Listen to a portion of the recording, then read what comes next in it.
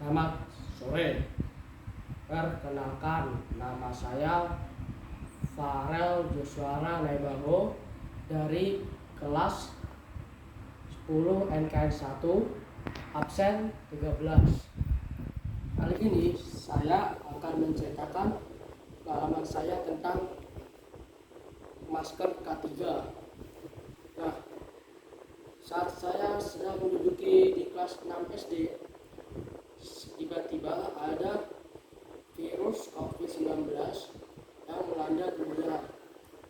Saat itu saya sedih karena dikarenakan virus COVID-19 ini sekolah diadakan libur panjang, entah sampai kapan. Tuh, karena libur panjang ini saya tidak bisa lagi belajar di kelas 6 itu. Jadinya libur panjang itu saya hanya di rumah saja, dan jika mau keluar diwajibkan menggunakan masker. Jika tidak akan diperingati atau dimarahi oleh orang sekitar. Saat kelas 8, untungnya pemerintah sudah membolehkan pergi ke sekolah. Masuk sekolah. Saat itu saya sangat senang sekali karena sudah bisa belajar seperti biasanya. Karena sebelumnya saya tidak pernah lagi belajar di rumah. Saya hanya kepengen sekolah.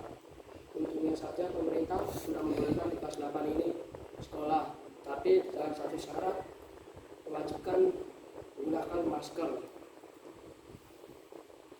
Saat pertama kali saya menggunakan masker di kelas 8, saya merasa tidak nyaman lah di bagian sini dan rasa sesak. Karena kan masker ini menutupi setengah wajah kita dan menutupi bagian hidung kita. Walaupun di bagian masker ini ada lubang udara untuk bernafas, tapi tetap saja saya merasa sesak nafas di bagian sini dan merasa tidak nyaman. Tapi karena sudah terbiasa menggunakan masker ke sekolah dan mau manapun, saya sudah biasa dan merasa nyaman. Dan saya merasa senang juga bisa belajar dan bertemu teman baru saat kelas 8, kelas 2 SMP. Virus ini berjalan sampai kelas 9. Saya kelas 9 semester awal, virus COVID-19 sudah hilang. Untungnya pemerintah juga sudah memperbolehkan pergi ke sekolah tidak menggunakan masker.